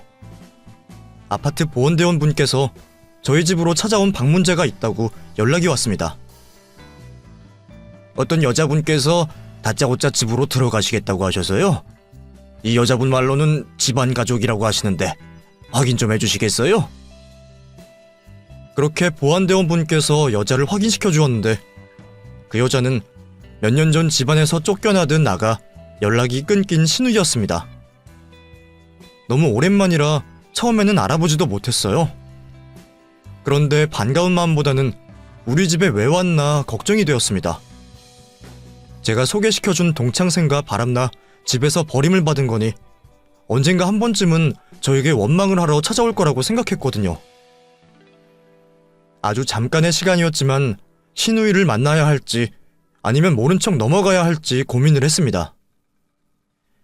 때마침 아이가 친구 집에 놀러 간다고 준비를 하던 중이라 언젠가 한 번은 만난다면 남편과 아이가 없는 지금이 가장 나을 거라고 생각했어요. 그래서 아이가 나갈 때까지만 잠시 기다려달라고 한 후에 신우이를 집으로 들였습니다. 뭐가 그리 급했는지 신우는 밑에서 대기하는 동안 숨 돌릴 틈이 있었을 텐데도 집에서 한참 동안 숨을 고르더라고요. 미안해요, 아가씨. 연락 제가 먼저 못해서 섭섭했죠. 아니에요. 마지막 통화할 때 오빠 고함 소리 들리길래 대충 어떤 상황인지 느꼈어요. 그 뒤에 연락 없는 걸 보며 오빠 때문에 못하는구나 생각했죠. 거기다 우리 가족들, 언니가 소개시켜준 남자 때문에 내가 그런 짓 했다고 꽤나 들들 볶았을 거 아니에요. 괜한 시달림 받은 언니에게 제가 미안하죠. 아니에요. 그런데 지금까지 어떻게 지낸 거예요? 그리고 오늘 무슨 이유로 온 거고요? 준이 친구 집에 이제 막 나가서 시간이 많으니 편히 이야기해요. 오빠도 지금 회사 출장 나가 있어서 며칠 뒤에나 들어오니까. 그리고 혹시 나중에 또 찾아오려거든 이렇게 불쑥 찾아오지 말고 저한테 연락을 먼저 줘요. 예전 번호 그대로이니까. 오빠 있을 때 집에 왔으면 알죠? 어떻게 되는지. 또 난리를 피워서 집안이 뒤집어졌을 거예요. 그러니까 나한테만이라도 귀뜸을 해줘요. 내가 나가서 만나든가 하면 되니까. 오빠가 출장을 갔다고 해요? 오빠 출장이 잦은가 봐요? 저랑 준이에게 최고만 해주겠다며 자기 몸 아끼지 않고 이래요. 오빠가 좀 심하게 가부장적이긴 해도 책임감 하나는 확실하게 있잖아요. 생각하는 게 조금만 유연했으면 아가씨에게 그렇게까진 하지 않았을 텐데. 하여튼 가족들 위해서 사는 사람이라 자기 몸도 안 챙기고 출장이 좀 잦아요. 그래서 언니가 아무 의심을 못했구나. 언니, 제가 전부 이야기해 줄 테니 오빠랑 이혼해요. 언니가 지금까지 오빠가 어떤 사람인지 몰라서 순진하게 속고 있었던 거예요. 오빠 지금도 그렇고 이전에도 출장 간 거 아니에요. 오빠 언니 모르게 여자들 만나고 있어요. 네? 뭐라고요? 아가씨, 갑자기 찾아와서 그게 무슨 말이에요? 우리 남편이 무슨 바람을 펴요? 그 사람 정말 가족밖에 모르는 사람이에요. 아가씨가 그 옆에서 본 시간이 저보다 많을 테니 잘할 거 아니에요. 오늘 찾아온 이유가 이것 때문인 것 같은데 내가 생각을 해보니까 아가씨가 오빠한테 좋은 감정이 없다는 걸 까먹고 있었네요. 나는 그래도 오랜만에 찾아와서 가족들과 어떻게 하면 다시 예전처럼 관계를 회복할까 싶어서 찾아온 줄 알았는데 남편 말대로 아가씨 정신을 못 차린 것 같네요. 됐어요. 아까 연락하라는 말도 취소하고요. 이 집에서도 나가주세요. 언니, 제발요. 언니 빨리 이혼해야 해요. 그래야 조금이라도 마음에 상처 덜 받죠. 아가씨, 나가세요. 그리고 더는 연락하지 마세요. 제 말을 못 믿겠으면 여기요. 이 사진들은 믿으시겠죠? 사진 안에 오빠가 맞는지 안 맞는지 확인해보세요. 그럼 제 말 듣고 싶을 거예요. 신우이는 가방에서 수십 장의 사진을 저에게 보여줬습니다. 그럼에도 신우이의 말을 거짓말이라 생각한 저는 조금이라도 빨리 신우이를 집에서 쫓아내고자 사진을 거들떠보지도 않았죠. 그러자 신우이가 그 사진을 제 눈앞에 갖다가 대는 겁니다. 그제서야 사진들이 제 눈에 들어왔고 그 안에는 남편의 각기 다른 모습이 있었죠. 여러 장인 사진만큼이나 그 사진 속마다 있는 여자들도 제각기 달랐습니다. 이거 제가 직접 다 찍은 거예요. 사진 뒤에 보면 시간이랑 날짜까지 해서 전부 다 기록해놨으니까 한번 확인해보세요. 그때마다 오빠가 어디 있었는지. 나는 처자식까지 있는 사람이 어떻게 저렇게도 자유롭게 여자들을 만날 수 있나 싶었는데 저도 오늘 알았네요. 오빠가 언니에게 회사 출장이라는 거짓말을 한다는 걸요. 신우가 말을 하는 동안 저는 수십 장의 사진 속에 있는 남자가 남편이 맞는지 확인을 하고 있었습니다. 몇 번을 확인해도 그 사진 속 남자들은 전부 남편이 맞았고 조작이나 합성의 모습은 보이지 않았죠. 이게 전부 다 뭐예요? 왜 이런 사진을 아가씨가 가지고 있는 거죠? 제가 오빠 뒤를 밟으면서 직접 찍었으니까요. 오빠에게 아무런 원한이 없다고 해도 당연히 언니에게 알렸겠지만 언니도 아시잖아요. 제가 오빠한테 어떤 마음을 가지고 있는지. 원한이라는 말을 듣자 지금 이 상황 모두 아가씨가 남편에 대한 복수를 위해 꾸민 일은 아닐까 싶었습니다.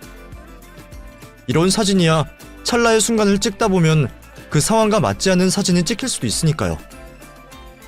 그때 당장 제가 생각하기로는 외도가 발각되어 남편에게 복수심이 타오르는 신우이보다 항상 가족을 위해 살아주는 남편을 믿을 수밖에 없었습니다. 글쎄요, 이 사진만으로는 잘 모르겠네요. 남편이 회사 동료와 숙박업소를 찾으려다 잘못 길을 들었을 수도 있고 배경만 그렇지 그쪽으로 가지 않았을 수도 있잖아요. 그리고 저는 무엇보다 아가씨의 의도가 의심이 돼요. 솔직히 오빠에게 좋은 감정이 있진 않을 거 아니에요. 오빠에게 복수하려고 이 모든 상황을 연출했을 수도 있죠. 우선 전 내가 지금까지 지켜봐온 남편을 믿을 수밖에 없어요. 아니면 남편이 출장에서 돌아오고 나서 하나하나 따져가면서 확인을 해보자고요. 언니, 제가 복수심에 그런 짓을 할 것 같아요?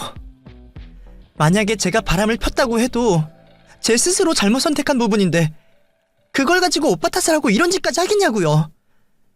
그리고 제 남편과 아이 두고 딴짓을 한 적 없어요. 시간이 좀 걸려서 그렇지 제가 외도하지 않았다라는 증거도 있고요. 이것 보세요. 신우이는 자신을 못 믿어하는 저에게 서류 뭉치를 건넸습니다. 무슨 뭉치인가 했는데 재판에 관련된 서류들이었어요. 그 내용들을 보니 신우이가 명예훼손으로 누군가를 고소한 내용이었죠. 오빠에게 제가 바람났다며 증거물을 준 사람 있죠? 그 사람 저랑 같이 회사 다니던 사람이에요. 이창석 씨 있죠? 언니가 저에게 일자리 때문에 소개시켜준 분이요.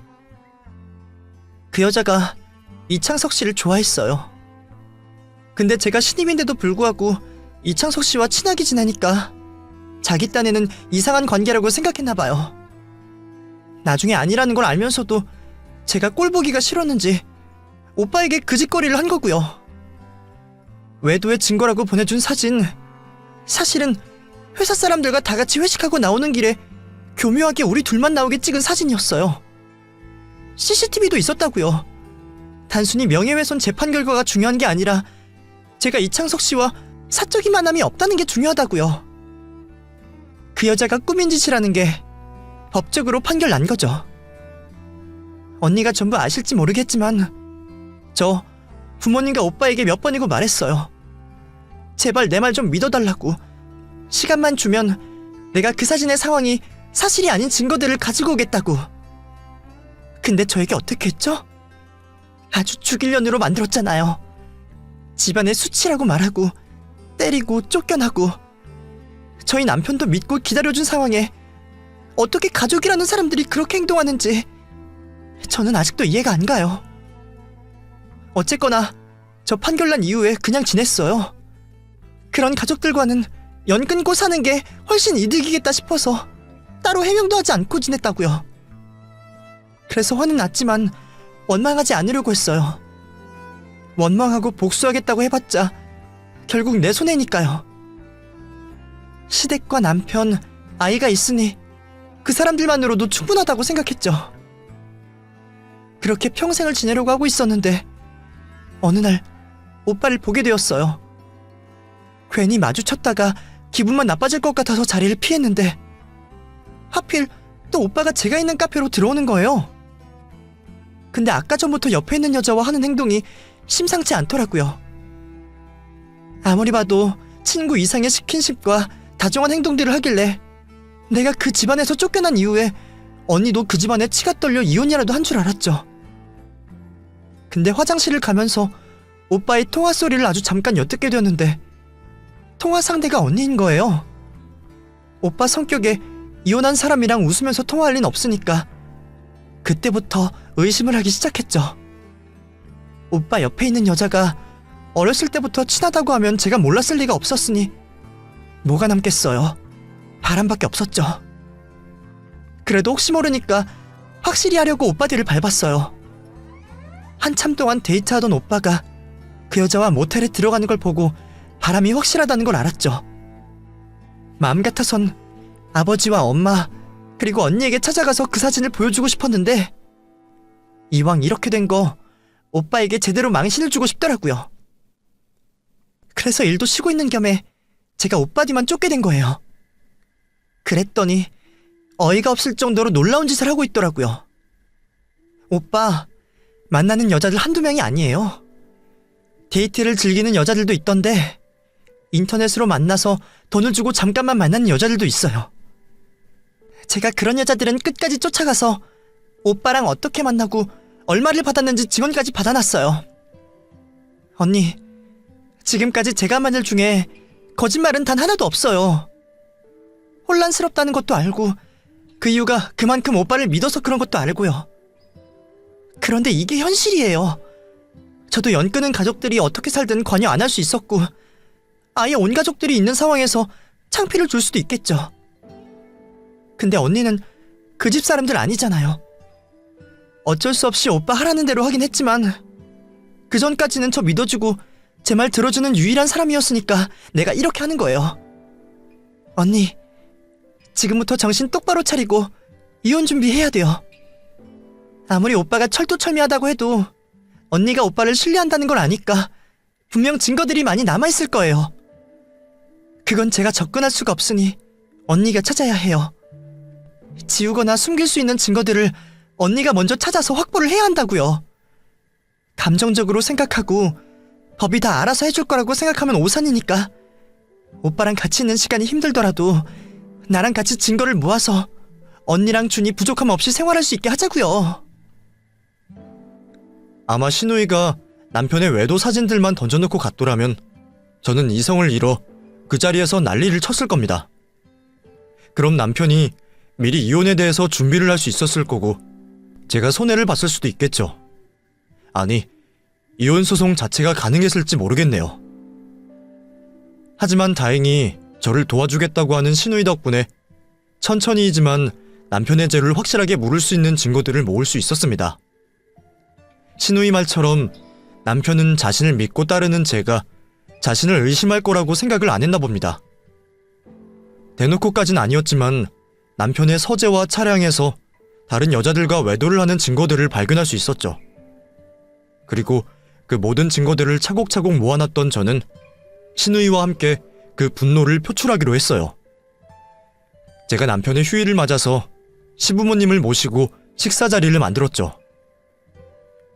근데 준이는 좀 전에 밥을 먹었을 텐데 왜 한 자리를 더 만드냐? 올 사람이 한 명 더 있어서요. 응? 우리 집안에 올 사람이 또 누가 있어? 혹시 너 은영이 부른 거니? 여보, 정말이야? 정말 은영이 부른 거야? 여기가 어느 자리라고 은영을 당신 마음대로 불러? 걔가 정신 차렸다고 당신에게 연락을 했나 본데 그럴 애도 아니고 이미 우리 집에서는 나간 애야. 지금이라도 전화해서 우리 집에 찾아올 생각하지 말라고 해. 아가씨 외도한 적 없어. 그거 다 같은 회사 다니던 여자가 음해한 거래. 근데 또 문제가 있어? 그리고 진정한 가족들이면 죄는 괘씸하지만 사람은 품어줄 수 있는 거 아니야? 내가 전에도 말했지. 우리 집안에서 용인할 수 없는 일이라고. 그렇게 좋아서 혼전 임신까지 한 가정을 두고 어떻게 바람을 피냐? 그리고 설령 그게 음해라고 하자. 아니 땐 굴뚝에 연기 나겠어? 걔가 웃음을 흘리든 가볍게 보였든 뭔 짓을 했으니까 그런 일이 생기지. 당장 전화해. 그래서 여기 와봤자 자기 반기는 사람 한 명도 없다고. 그리고 이제 개수작 부리지 말고 자신이 지은 죄 평생 뉘우치며 살라고. 그래? 그럼 당신은 다른 사람들에게 그런 말 할 정도로 깨끗하게 살았나 봐? 뭐? 그때 현관문 비밀번호를 누르는 소리가 났고 전화기를 들은 채 신우이가 가족들이 모여있는 주방으로 걸어 들어왔죠. 개수작 부린다고? 누가 개수작을 부리는 건데? 오빠가 그런 말 할 자격이 있다고 생각해? 너 뭐야? 너 어떻게 여기 들어왔어? 우리 집 비밀번호야. 저번엔 내가 알려줬어. 은영이가 이것저것 나한테 알려주기 많았거든. 그리고 방금 우리들이 한 이야기는 여기 내 전화로 은영이도 다 들은 거고. 너희들 지금 집안어를 모셔다 두고 무슨 짓거리들을 하는 거냐? 은영이야 그렇다고 해도 애미 너는 지금 뭐하는 짓이야?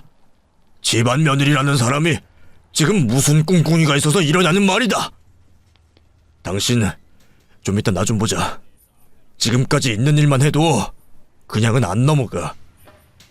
웃기고 있네. 누가 누굴 걸고 넘어가? 지금 이 자리 당신 때문에 만든 자리인데. 뭐라고 했더라? 가정 있는 사람이 바람을 핀 게 뭐가 어떻고 어때? 그걸 아는 사람이 양다리도 모자라서 인터넷으로 여자를 매매하냐?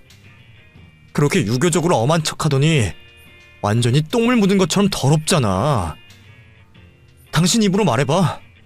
누굴 몇 명이나 만나왔는지. 그게 무슨 소리야? 당신 지금 뭘 오해하는 것 같은데. 그래, 은영이가 당신에게 무슨 소리를 한 것 같은데. 나 정말 결백해. 당신도 알잖아. 내가 우리 가족을 위해서 얼마나 노력하는지. 정말 내 뼈가 가루가 되어 가도록 열심히 하는 거. 여자 뭐 그런 것들 당시 하나같이 무슨 소린지 모르겠지만 난 억울해. 여자라면 회사 사람들이랑 출장 갔다 업무 차원에서 만난 사람들밖에 없다고. 그래? 그럼 여기 이 숙박업소도 업무 차원에서 간 거야? 당신 메일로 카드 대금 청구서 날라오면 내가 영영 모를 줄 알았어? 간땡이도 크더라? 아무리 당신 명의 카드라 하지만 그걸로 긁어? 왜? 현금 주면 없어 보였냐? 아니면 그렇게도 내가 모르니까 대놓고 한 거야? 이거 말고도 많아. 증거들은 차고 넘친다고. 은영이가 당신 바람핀다고 알려준 게 3달 전이라 그때부터 내가 직접 모아온 증거들도 있고. 더는 남자답지 못하게 변명할 생각하지 마. 그리고 그 더러운 짓까지 해놓고 재산 손해 좀 덜 보겠다고 추잡한 짓도 할 생각 말고. 난 마음 정리 다 끝났어. 당신과 이혼할 거야. 나 할 말 다 했고 이제 은영이가 당신이랑 시부모님께 할 말 있을 거야. 잘 들어. 내가 이 집구석 나가고 더는 안 보려고 했거든요? 근데 가만히 있을 수가 있어야죠. 우리 대단한 남자인 오빠가 저보고 손가락질하던 짓을 더 심하게 하고 있었으니까요. 근데 웃긴 건 뭔지 아세요? 저는 외도한 적 없거든요. 법적으로도 제가 그 남자와 회사 업무적으로 제외하고는 만나지 않았음을 확인받았다고요. 제가 억울하다고 말했죠. 근데 부모님을 포함해서 오빠까지 절 어떻게 됐어요? 제 말을 한 번이라도 들어주려고 하긴커녕 처음부터 남의 말만 믿고 바람핀 년으로 몰았잖아요. 안 그래요?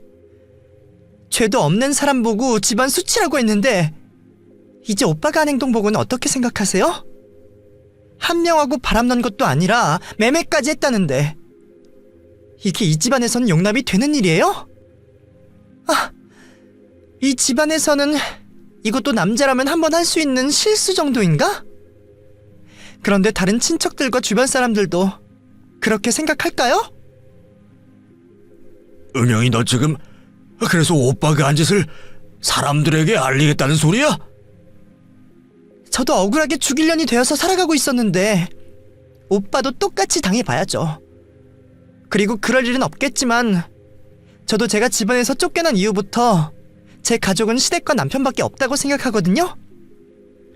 그러니까 혹시라도 연락할 일이 있어도 절대 하지 마세요. 사람 앞뒤 얼굴 다른 사람들은 상대하기 싫으니까. 그렇게 저와 신우가 집안 식구들을 모두 불러 한바탕 난리를 일으켰고 그 이후 남편과 저는 이혼 절차를 밟게 되었습니다. 남편은 일로 인한 스트레스를 풀려고 여자들을 만나왔다며 제게 용서를 구했어요. 하지만 그게 말이 되나요? 그럼 대한민국에 스트레스 받는 사람들이 전부 불륜을 하고 다니게요? 거기다 신우이 일 가지고도 그 난리를 쳤던 사람이 그 많은 여자들을 만나와 놓고 용서를 구하다니 말도 안 되는 일이죠. 남편의 외도 증거를 모으면서 이혼에 대한 마음을 먹었고 합의 이혼을 미루는 남편에게 소송을 걸게 되었습니다. 그런데 소송을 하면 여러 번 불려다녀야 하니까 그 일로 소문이 나는 걸 막고 싶었나 봐요. 갑자기 남편이 합의를 하자며 저에게 태도를 바꾸어 연락이 왔죠. 저야 원하는 건 돈이었습니다. 이렇게 사람에게 배신당한 거 평생까지는 아니지만 어느 정도는 먹고 살 만큼의 돈을 받아내야 했으니까요. 결국 아이의 양육권과 아이가 다 클 때까지 양육비를 받기로 했고 재산 분할 또한 적지 않게 받을 수 있었죠. 누구는 돈을 더 받아야 한다며 더 큰 돈을 제시할 때까지 고자세로 나오라고 했는데 어차피 우리 두 식구 생활하는데 그렇게 많은 돈이 드는 것도 아니었고 아이에 대한 비용은 양육비로 받을 거니 그 정도만 받아도 문제 없었습니다. 하루라도 빨리 남편과 헤어지는 게 더 중요하기도 했고요. 이혼 이후 다시 돈을 벌기 위해서 취업을 생각하던 저는 아이와 함께 좀 더 여유 있는 시간을 보내고 싶어 제 일을 해보기로 했어요. 그래서 지금은 제가 살고 있는 동네에 자그마한 빵집을 운영하며 여유롭게 살고 있습니다. 제가 이혼을 하는 데 있어 큰 도움이 되었던 은영이와는 지금까지도 가깝게 지내고 있어요. 같이 그 집안에서 탈출을 한 사이라서 그런지 한 번이라도 더 안부를 묻게 되더라고요. 지금은 곁에 남편이 되는 사람이 없다는 걸 빼고는 모든 게 정상적이고 행복합니다. 그래서 결혼 생각도 딱히 없는 것 같네요. 아마 지금쯤이면 모두들 추석 연휴를 마치고 일상으로 돌아가셨을 텐데 연휴 기간 동안 힘들었던 피로 이번 주말로 많이들 푸시길 바라겠습니다. 그럼 이야기를 이만 마치겠습니다. 감사합니다.